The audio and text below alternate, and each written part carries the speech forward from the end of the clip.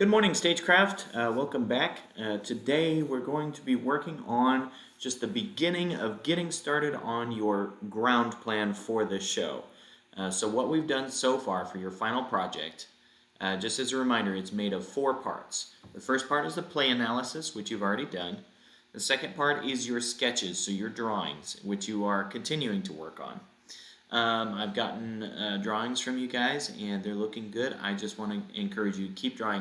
On Thursday, I'm gonna have a drawing workshop, so we're gonna be doing some more drawing exercises and stuff. Just keep drawing. I've had a couple of questions about when are the drawings due, or when do I want the drawings. I want the drawings at the end when you turn everything in. So what I want you to do is be keeping a file folder that has all of the documents you're working on. As you make a drawing, however you think it looks, just take a picture of it, scan it, get it in the computer so it goes with your document, so that you have a folder of everything. And in that folder you will have your play analysis, you'll have all of your drawings, you'll have the HPU ground plan, which we're going to be looking at today, and then you'll have your ground plan, the ground plan for the play that you're working on. So I've got that up here on the screen. I've made myself a little smaller over here so we can focus on working on this a little bit. What I want to do here is to focus on getting started over here, first of all, with the information box. Every ground plan needs an information box that has information about the drawing, the artist, so whoever it is that made the drawing, so the designer, and any important information, and also like a key for any symbols that you might be using that would go over here. I'm going to zoom in a little bit. I apologize that you're not able to see my menus, but you can kind of follow along with what I'm doing. I just used view to zoom in and come over here and find my window. Oh, okay, I'm a little too close. Let's back up a little bit.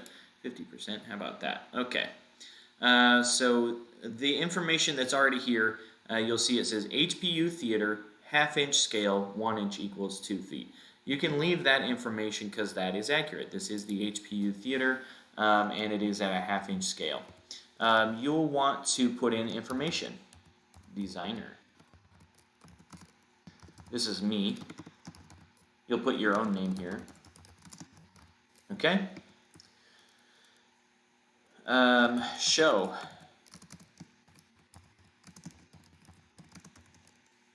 I can't remember right now who wrote the show, but you'll put that in here. The show that you're making this for, Attic Treasure.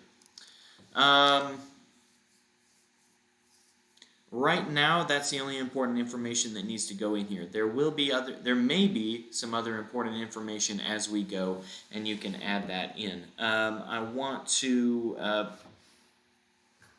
I forgot my book. Just a second.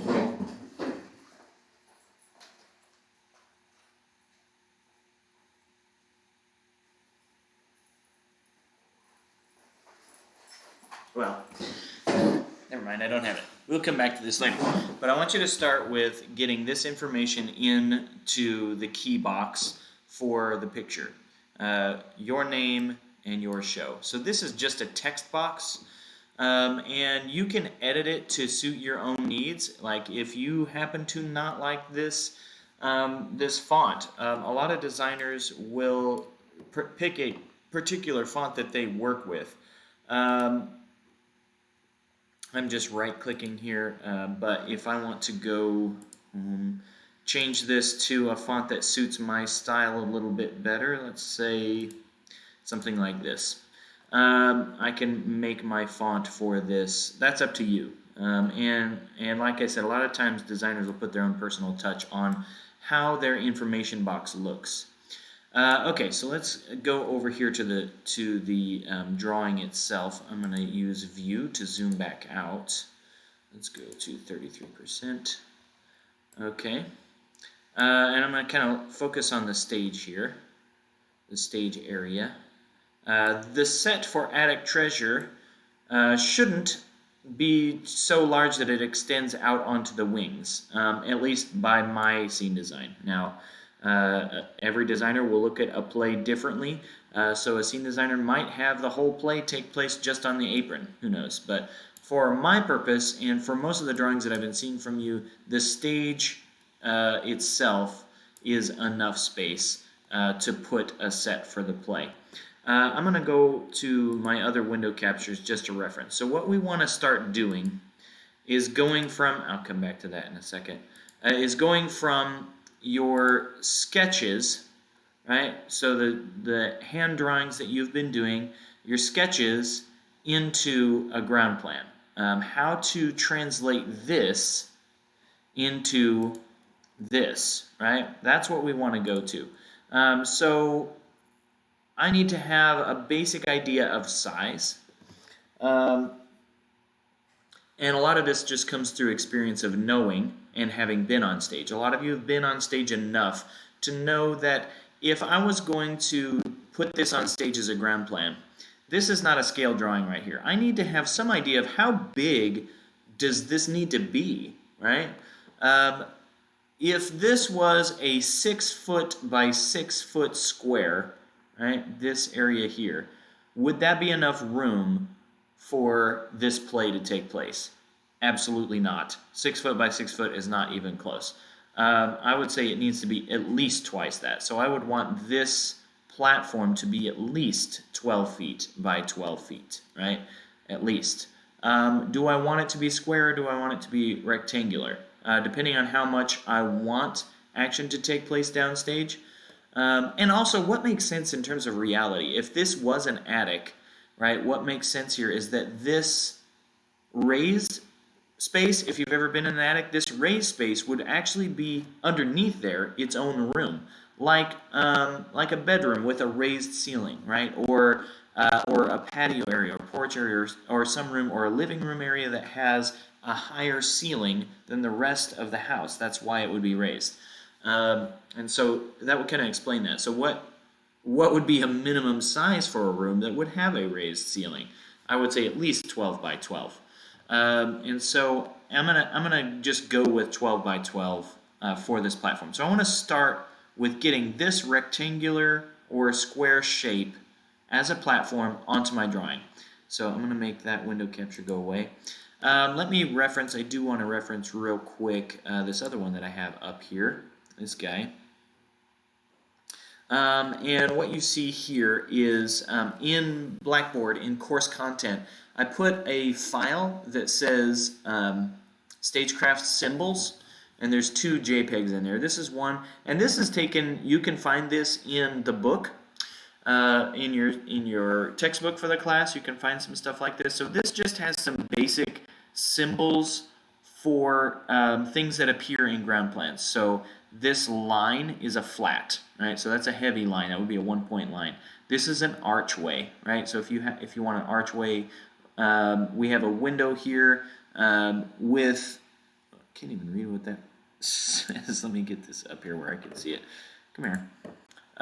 Window showing something in mullions. Anyway, mullions is basically the bars in the window. So like panel window or something like that. This one here is sliding door, right? A 2-way door, so a door that swings both ways, right? A casement window, so this is a window unit that has shutters that open, right? Drapery and legs, right? I've got some of those in my drawing already. We have some curtains. Borders, so these here are what are called hidden lines or imaginary lines, and they're not necessarily imaginary. So if you see a border like this, it's basically a curtain, but it's got dashed lines instead of just a solid line. What that means is that if an actor is walking across the stage, okay, if an actor is walking across the stage, those curtains will probably be above them. Like sometimes they're below, but probably above. In going back to my drawing down here, I could put all of those in for where the teasers are going across the stage that mask the lights up above the stage, but I don't have them in there. I didn't feel like it was necessary. A hidden line that's a straight line. If you see that on the stage, what that means is that there is an object either above or below where the actor would be moving through. and that can be important in certain situations. Probably for this set, you don't need to worry about that. Here we have a platform, so it's just a rectangle, and they've drawn an X through it, and then a circle with a height, so it says 8 inches. So this is an 8-inch tall platform. Now, for my purpose, I don't always draw an X through my platforms. I feel like it visually messes up the look, and if you look at sample, if you just do a Google image search of sample ground plans, theater ground plans, most of the time they don't put an X in the platform. That's kind of an older technique, and I don't put an X in, so I just do a rectangle with a 1-point weight, so a real weight line, and then a circle with the height in it. And here we have a step unit, a stair unit, irregular tread, and so in this case they put a circle height with every step. You only need a circle with a height on every step when the steps are uneven, right? So in this one, there's not the same. Over here you have a step unit where the steps are even, right? So each step is the same distance, so you just have 7 inches to 49 inches. That means each one of these steps is 7 inches. Okay, so that's basically a stair. I have another drawing in there as well. This one's kind of fuzzy and a little poor quality, but another one with architectural ground plan symbols to use. And you can reference this if you're like, how do I draw a flat or a window or a door? How do I draw a platform? Reference these symbols that I included in Blackboard. You can look at those. Okay, let me get rid of that. Go away. And back to my ground plan here. So what I want to do is start with a rectangle. And so what I'm going to do is go up here, and I know you can't see it, but I'm going to insert, shapes, I'm going to choose a rectangle. Okay, so then I come onto my page and I've got a crosshairs. And what I'm going to do is just throw down a rectangle, and I don't have to worry about the size right now. So I just put a rectangle down there and I've drawn it. Now what I'm going to do is right click and go to, and I know you can't see it, but right click and format auto shape. Okay, so in here in format auto shape, I'm going to make sure, and you can't see it here, but I'm going to make sure it's a, you know what, I'm gonna capture this so that you can see it. I'm going to capture, just a second. Format auto shape. Okay, here we go. So this is my format auto shape. So I'm going to make this a 1-point line, right? Not a 0.5, which was what we had for our center line and our set line, but an actual full point line, not 2-point. I'm going to do on fill color, there's no fill, right? That's going to be important as we start putting stuff on top of other stuff, but no color on the fill. Then I'm going to select size. So in size, if I want a 12-foot by 12-foot platform, this needs to be 6 inches by 6 inches. Okay, and now I have a 6-inch by 6-inch platform. And what I can do is I can move this around stage and just kind of see, is this the size I want to go for? Is it too big? Is it too small? Does it take up more of the stage than I wanted it to? Is it too small to get the amount of action that I need to get on it? I am going to zoom out here just a little bit so you can see it more in the context of the whole space, right? What do I think about the size? And where do I want to put it? Deciding where it goes is as important as how big it is. If I want this thing kind of jutting out here down stage like this, what this means is that the grand drape cannot be closed at the beginning of the show. Now, if you guys know me, you've worked with me enough, as a director and as a designer, I tend to push everything downstage. I like stuff downstage. I'm always pushing it downstage. There's a couple reasons for that. First of all, I like for an audience, when they come in the room, to have something to look at. I like, as an audience member myself, I like when I can come in and sit down and I can see the set. And I can start like imagining what's going to happen, right? That's just my personal taste. I also push it downstage because I like things to be closer. Like I want to get closer to it. I want to bring the action more closer to the audience. In our theater, I also like to make the possibility for crossing upstage of the. Where did my window went away? Oh shoot! I'm sorry. Let me window capture real quick here. I realized I've been talking without this. Okay, I'm so sorry. Here's my thing. And as I said, where I put this thing is really important. If I push it downstage like this, I wouldn't be able to close the grand drape. Now, for me personally as a director, I'd be fine with that. But some directors are like, no, we have to have the grand drape closed at the beginning, which means we've got to push this upstage. Okay? So if we need to be able to close the grand drape, this is as far downstage as this thing can go. Okay?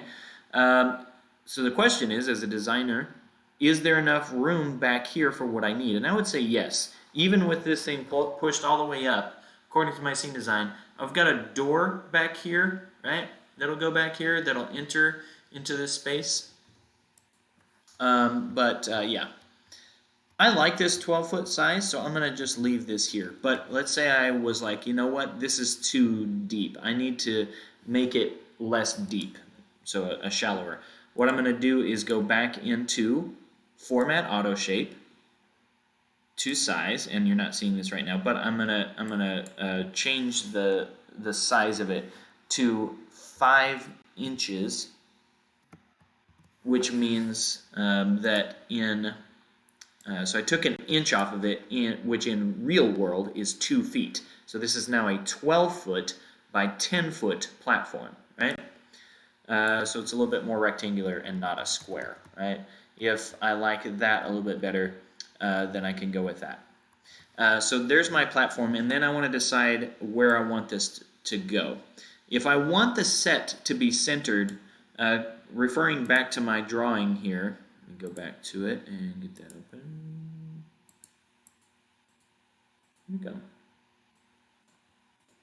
There we go. I know that the center of this set is actually about right here, right? It's not beneath the window. It's not at the edge of this platform. That wouldn't be center. The center of this would be kind of almost at the edge of where this desk is. That'd be right in the middle. So about, I would say, maybe 2/3 of the way through this platform would be center, if that makes sense to you. And I do want that to be centered. So I'm going to try to line that up about so.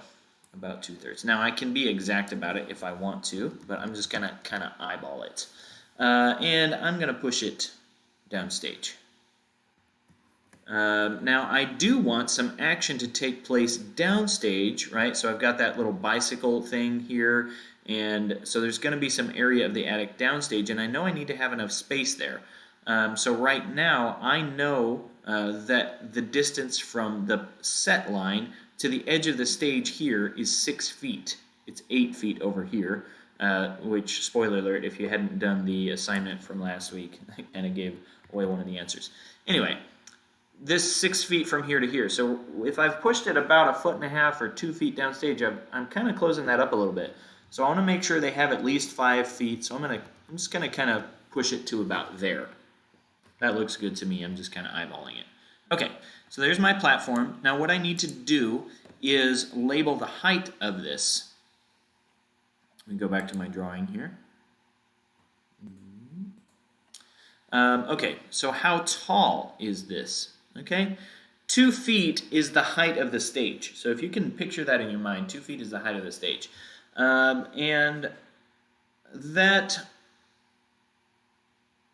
to me, seems like a reasonable amount of height. I like the level that that's going to give us. It's not a lot of height, like you could hop up on there. It's not too much that someone couldn't, like if I had an actor downstage over here, they couldn't climb up on there. It would be fairly easy to do that. They could sit on the edge and it would still feel, anyway, I like the amount of 2 feet, and I like nice even numbers too. So I'm gonna go with 2 feet on that. And come back here. So what I need to do then is I'm going to insert a text box. So I'm going to insert, and you can't see it, but there's a button here that says Draw Text Box. And I'm just going to throw it down on the page here. I'm going to put 2 feet. It's super tiny, so you can't really see it. But I'm going to make it bigger so you can. Okay, there's 2 feet.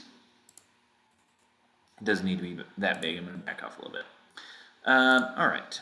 Now I'm going to, on this text box that I've drawn, right-click and go to Format Auto Shape. Let me capture this window real quick.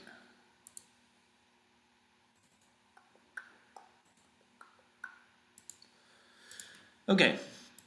In my text box here, I don't want any lines, right? I want no color on the fill, and I want no line color, right? So no lines around it, okay? Which is fine. If it did have lines around it, right, that would be a problem. I don't want the lines around there. So no outline, and that's good. And I'm just going to kind of make this the size of my number here, like that. Now let's go back to window capture. Get my page. Okay. What I did is I just made this text box, rather than being real big like this, I came down and just made it the size of my number, like that. And then I'm going to draw a circle around it. So I go up here to Insert, Shapes, and I'm going to use Circle this time. And I'm going to hold down the Shift key to make a perfect circle as I draw this circle, okay? And I'm going to kind of center it over my number, like so. Make it a little bit smaller, didn't need to be so big. Right? And now I've got my 2-foot symbol that's going to go on this platform. Now to make this easier to move around and use, what I'm going to do is I'm going to grab both. So I'm using my, my selector tool, just grabbing both of these things. And then I'm going to right-click and do, you can't see it, but there's an option that says Group. So this is now a group. So I only have to click once and I can grab this whole thing and move it around. I'm going to move it and put it onto my platform. Okay? One thing with this circle, I do want to kind of back up here. I'm going to ungroup it real quick. The circle needs to be a half-point line because it's not a real object. Right? So I'm going to go into Format Auto Shape, make sure you can't see it, but what I'm doing is changing the line weight to 0.5. So now the line weight on that circle is 0.5. I'm going to zoom in here so you can kind of see a little bit better what I got going on here. So my platform edge, got my platform height indicator. I'm going to make this a little bit smaller. Oops. I made it an oval. I'm going to try to tighten this up a little bit so it's not taking up so much space. Okay. And again, grab these 2 things, right click, and I'm going to group them together. Okay? That way I can put it anywhere to keep it out of the way. So now I've got my basic platform. It's just a rectangle, right? What I want to do next is draw the flats that define the back wall of this thing. Okay? And so what I'm going to do is, let me refer back to the drawing and bring this guy up here.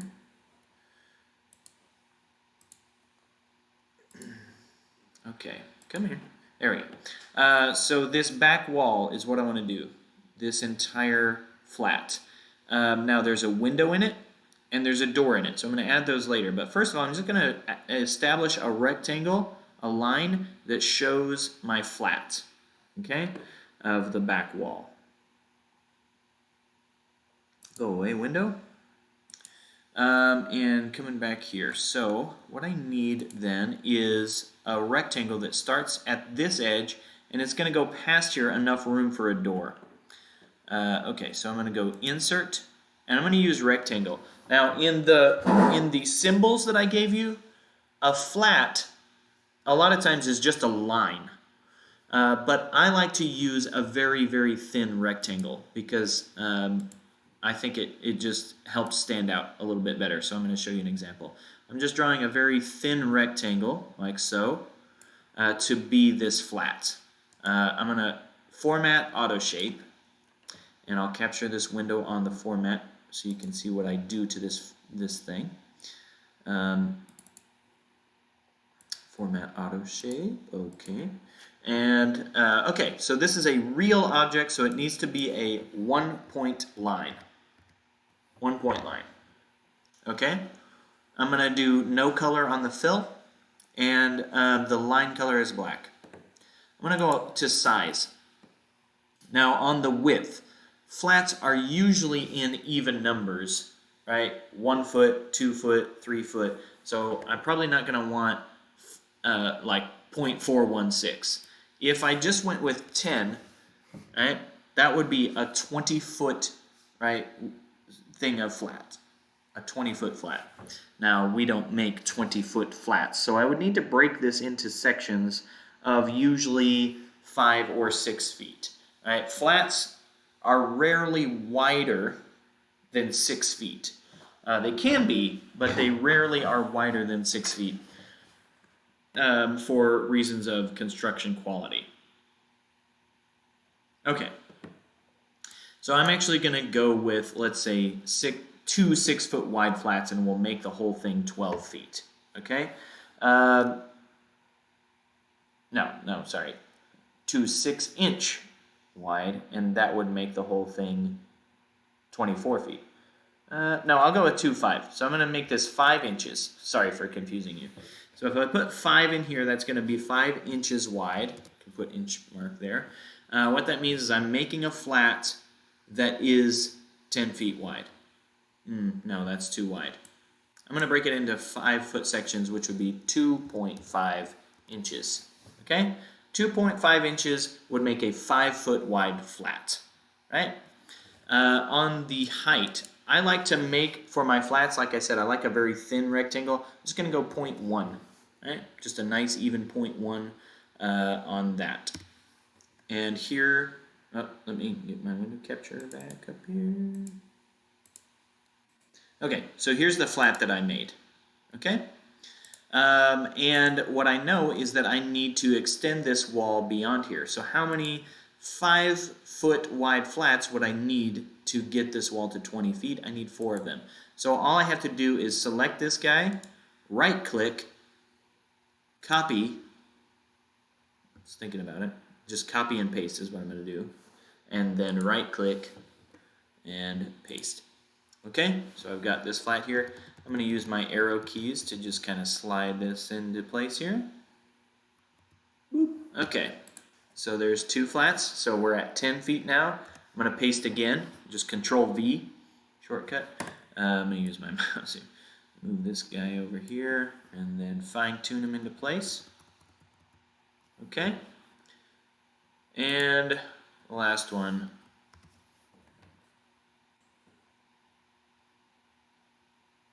There. Okay. So now I have a row of flats here that make up this back wall.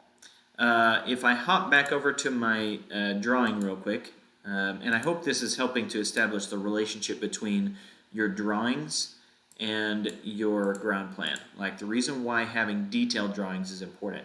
What I'm seeing here is that if I make this wall out of 4 flats, the window flat, so the flat with the window in it, is going to be, if I come back here, is going to probably be this one, right? So the window will probably be in this flat, if you can see what I'm indicating here on this second flat. The door is going to be in this last flat, right? So that's going to be a door flat, that's going to be a window flat. Okay? And back over in my drawing then, I know I have one more flat here. This little wing that comes out here along this flat, it doesn't go along the whole length, just to kind of help define the shape there. So I will go back to my ground plan here, and I'm going to just paste yet another one of these. So I'm just Control-V, right? And this is really important. So on an object in Publisher, when you have an object like this, you'll see this little knob sticking off from the center of this. That is a rotate knob, right? So if I click on that, I can turn this thing and rotate him. Whee! Look at him go. It's a propeller. Oh, sorry. Okay. If I hold down the shift button, it will snap, what's called snap, into angles, right? So I'm going to hold down shift and snap it into a 90-degree angle like so. And then I can scooch him over to make that little corner right there. Like that. Okay? So we've got these flats, and that's all it takes to establish my platform and my flats. Okay? Now from the top down, flats are flats. This is why my drawings are so important, right? Without my drawings, you wouldn't know that this wall here is actually like steepled, right? It has a roof shape to it. You wouldn't know without the drawings. The ground plan doesn't show that. The purpose of the ground plan is to show scale, so that whoever's building this thing and the actors who are going to be working on it and the director, when you're doing blocking, will know this is how much space we have to work with. This is how tight or how much room we have to work with. But the look of the flat is only told in the story of my sketches and drawings. Okay. All right. So real quick, last thing I'm going to do today is make this into a door flat. Okay? So if you remember from the symbols, a doorway flat, I'm going to zoom in on this guy so you can see it a little bit better. This last flat here is going to be where the doorway is. Now, because I have worked on doors, I know that most doors are 3 feet wide. So a standard door going into a room is about 3 feet wide. For an attic door, I could go narrower, so just to kind of give it that tight squeeze look, but 3 feet would be the normal. And here's how I make doors in Publisher. I'm going to go Insert, Shapes, Rectangle. I'm just going to draw a rectangle in here, like so, to kind of thicken up the width of this. Right? So I've drawn a rectangle into that. I'm going to right-click and Format Auto Shape. Let me capture this window so you can see what I do on the format. Real quick. Format Auto Shape Capture. There we go. Here's my format window for that shape. Again, this is a real object, so it needs to be a one-point line. Okay? So one-point line there. No fill color, and line color is black. Size, I'm going to go 0.3 here on the rectangle for depth. And then the width, if it was 3 feet wide, that would be 1.5 inches, right? But I want to narrow it up a little bit. So what I'm going to do is go, instead of 1.5 for 3 feet, I'm going to go 1.25, just to make it a little bit narrower. Click OK, and there's my narrow door frame. I'm going to kind of put it in the center of this flat. And then what I need to do is draw the shutter, right? So the shutter, the door shutter, if you remember with me some of the rules about door shutters on stage. A door shutter on stage should be self-masking. What that means is, which side do I want to hinge this on? So to show the shutter, all I'm going to do is go to Shapes, so Insert. Oh, shoot. Well, I forgot to window capture. I'm so sorry. Let me grab it. Here we are. Okay, so here's my door, this rectangle that I put in for the door, right? That's where the door is. I kind of put it right in the middle of that flat to show the door frame, but I need the shutter. So to draw the shutter, I'm going to go to Insert, Shapes, and I'm going to just grab Line. So Insert, Shapes, Line, right? So in order to be self-masking, right, the door needs to open, let's say from this side, right, for a self-masking door. I'll just put this line in here like so. Now, I don't know if you can tell, but this line is much heavier than the stuff around it. This needs to be a one-point line, right? So I'm going to select it, right-click, Format Auto Shape. I'm not going to bother to grab the window because you know what I'm doing. I'm making this a one-point weight line, okay? And there it is. All right. And that is all there is to that. Okay? So these are some of the basics of beginning your ground plan. If as you get started, let me zoom out here so you can see kind of what I've done so far, the big picture of what I've done. Whole page. Okay. So all I've done so far is I've put my name and the title of the show in the information box. I have drawn a platform, right, that's 2 feet tall. I put in flats, right, and I put in a doorway. And so that is me coming along on the sketch. As you go, you may have things that you're like, well, I have a ramp. How do I do a ramp? We'll talk about that. Please ask me questions and refer to the symbols. I don't have time right now to put the staircase in, but as you're working on this, you just put in the platforms, steps, doors, windows, all that good stuff, boxes, desk, different things, and we'll work on that as we go. I have some more videos on how to make some interesting stuff.